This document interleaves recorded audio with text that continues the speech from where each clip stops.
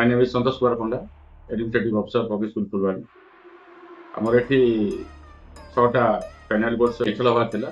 Thanks to AR robotics Bhubaneswar ସେମାନଙ୍କ ଟିମ୍କୁ ମୁଁ ଧନ୍ୟବାଦ ଜଣାଉଛି।